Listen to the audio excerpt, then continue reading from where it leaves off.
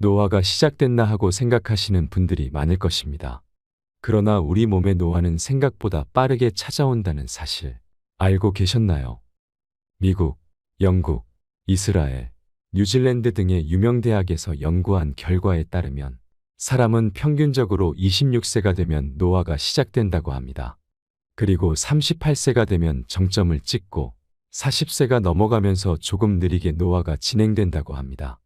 이 연구는 장장 12년에 걸쳐서 진행되었고 각종 신체 지표와 치아 상태, 면역력, 대사 활성화 등의 18가지 수치를 활용하여 측정한 결과라고 하니 꽤 신뢰할 수 있는 연구 결과일 것입니다. 노화는 나이가 들어가면서 자연스럽게 오는 현상이므로 우리가 무엇을 한다고 해서 미리 알고 대비한다고 해서 막을 수 있는 것은 아닙니다. 그러나 제대로 알고 준비하면 노화의 속도를 많이 늦출 수 있다고 합니다. 이제부터 여러분들께 어떻게 하면 노화의 속도를 확실하게 늦출 수 있는지에 대해서 말씀드리려고 합니다. 꼭 영상 끝까지 시청하셔서 노화를 늦추고 더 활기차고 건강한 노후를 준비하시는 데 많은 도움을 얻으시길 바랍니다. 사람은 나이를 먹으면 체력과 지력이 쇠하기 시작하는데요. 하지만 그러한 것들은 우리가 일반적으로 생각하는 것만큼은 아니라고 합니다.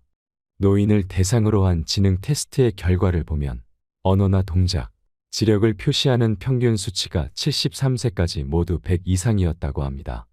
이 결과만 본다면 아직 노인의 기준에 도달하지 않은 중년 세대들은 나는 아직 건강하게 살 수 있는 시간이 많이 남았어 라고 생각하며 안심할 수 있습니다. 그러나 인간은 생각지도 못한 곳에서부터 생각지도 못한 빠른 시기에 노화가 시작되며 게다가 그 증상을 쉽게 생각해 방치한다면 몸도 마음도 빠르게 늙어갈 수 있습니다. 이 생각지도 못한 곳이란 바로 감정이라는 녀석을 말합니다. 몸과 다르게 이 감정은 40대부터 노화하기 시작한다고 합니다. 우리가 알기로는 몸이 노쇠해지고 체력이 딸리고 주름도 하나둘 늘어가는 것은 알겠는데 감정도 노화한다니 무슨 말이냐고 하시는 분들도 계실 겁니다. 자주 들어본 말이 아닐 것입니다. 그러나 간단히 말해 마음만큼은 아직 젊어라고 할 때 바로 그 마음을 말하는데 이것도 노화한다는 사실입니다.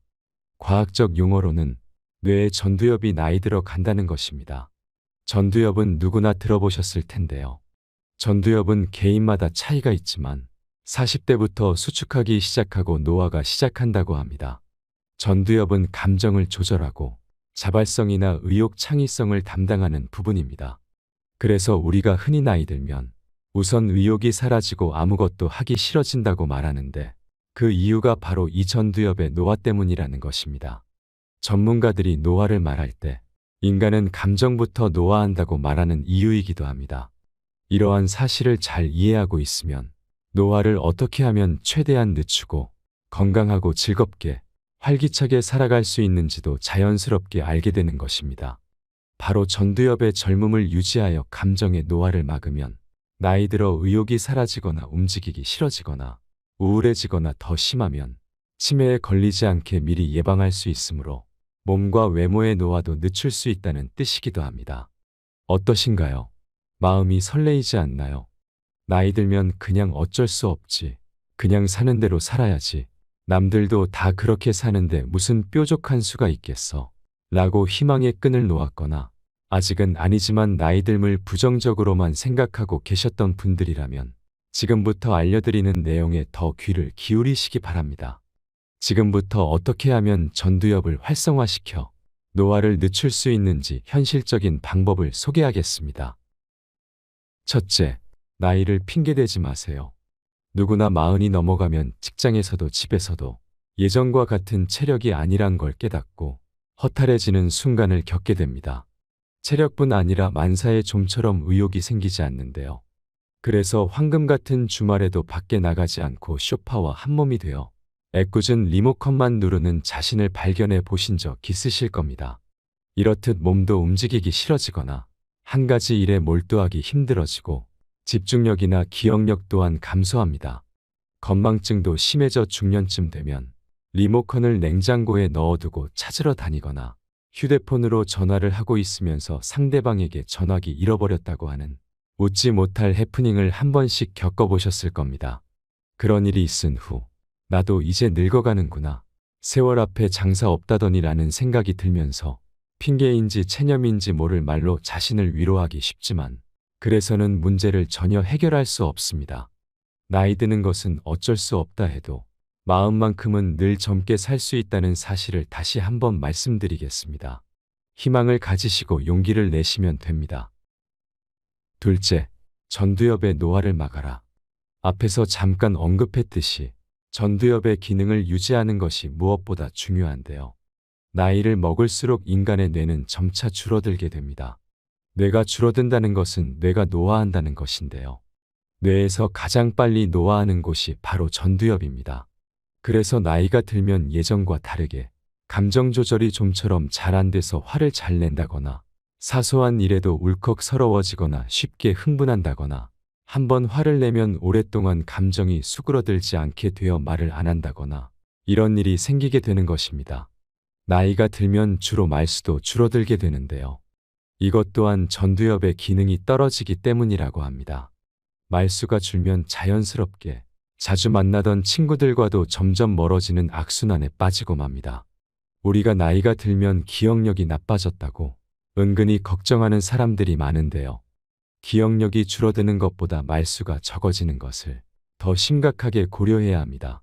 사람은 사람과의 관계에서 대화가 없어질수록 더욱 빠르게 노화가 진행되기 때문입니다. 요즘에 나이 들면 입은 닫고 지갑은 열어라 라는 말을 많이 합니다. 여러분도 들어보셨거나 사용해 보셨을 겁니다. 그러나 나이 들수록 가까운 사람들과의 만남으로 또는 새로운 사람을 사귐으로써 말을 충분히 하는 것이 노화를 막는 가장 좋은 방법이라고 합니다. 에이, 나이 들어서 젊은 사람들 말은 잘 알아듣지도 못하겠는데 말해봤자 창피만 당하는 거 아니야 하며 선뜻 용기 내기가 어려우신 분들도 계실 겁니다. 그러나 나이 들어도 여전히 젊게 사시는 분들을 살펴보면 오히려 적극적으로 만나고 질문한다는 사실을 알 수 있습니다. 일본의 파나소닉 창시자 마스시타 고토스케는 만년에도 잘 모르는 것이 있으면 아무리 기초적인 내용이더라도 손잡벌대는 기술자나 연구원들의 주저없이 질문했다고 합니다. 자존심은 이제 조금 내려놓고 일단 한번 부딪혀 보시기 바랍니다. 그리고 젊은 사람들의 전유물처럼 사용되는 SNS를 사용해 기록해보는 습관을 들이시면 좋습니다. 메모하는 습관이 기억력을 유지시켜준다고 합니다. 나이 들면 어딘가에 적지 않고는 빠르게 잊어버리기 일쑤인데요. 조금 귀찮더라도 수첩이나 휴대폰 메모장 또는 개인 SNS 공간을 활용해 보세요. 뇌의 여기저기에 흩어져 있는 정보나 지식, 기억 등을 모아서 그때그때 기록으로 남긴다면 처음에는 시간이 꽤 걸리더라도 전두엽을 활성화시킬 수 있는 좋은 방법이니 꼭 실천해 보세요.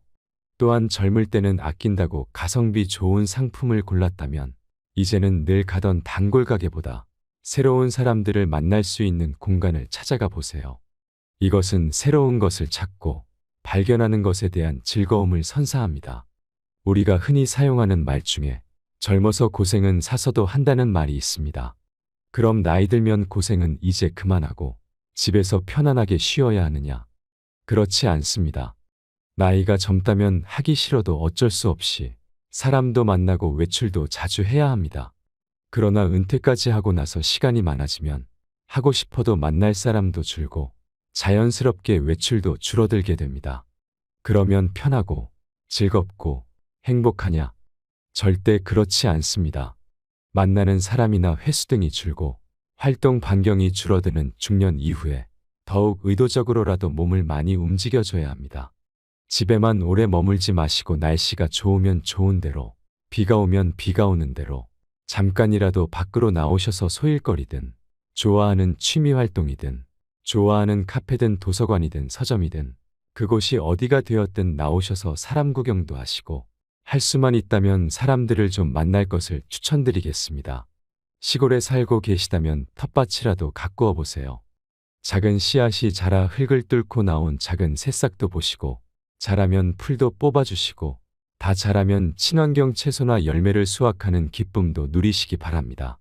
이처럼 나이 들수록 어떤 형태로든 몸을 움직여 주시고 노화 방지를 위해 고생을 사서 하시라는 말씀을 드리겠습니다. 셋째, 취미를 가져라. 젊을 때는 하루하루 먹고 살기도 바빠 취미생활이라고 할 만한 것들을 즐기지 못한 분들이 더 많습니다. 취미생활을 한다고 하면 무슨 미술관에 가거나 그림을 그린다거나 글을 쓴다거나 하는 고상한 취미를 떠올리기 쉬운데요. 하지만 취미란 원래 자신이 좋아하거나 즐거울 수 있는 것이면 어떤 것이든 괜찮습니다. 나이에 상관없이 그저 좋아하는 것이라면 무엇이든 괜찮습니다. 얼마 전 뉴스에 88세 할머니께서 나오셨는데 그 또래 다른 분들보다 젊고 건강하게 사셔서 그 비결이 뭔지 여쭤보니 긍정적으로 생각하는 삶의 태도와 자신이 즐거울 수 있는 것들을 하고 새로운 것들을 배우는 것에 있다고 말씀하셨습니다. 88배 아침 일찍 노인대학에 가서 즐겁게 배우시고 또래 친구분들과 자연스럽게 만남과 대화도 이어가시고 집에 오시면 무협소설을 좋아해서 끊임없이 읽으시더라고요. 그 모습을 보고 대단하고 멋있다는 생각을 했습니다.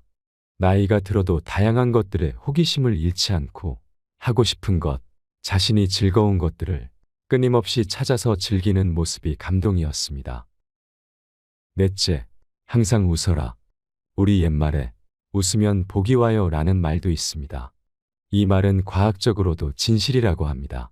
한 의사가 실험한 결과 코미디를 보고 난 후 보기 전보다 면역세포인 NK세포가 더 많이 활성화되었다는 것입니다.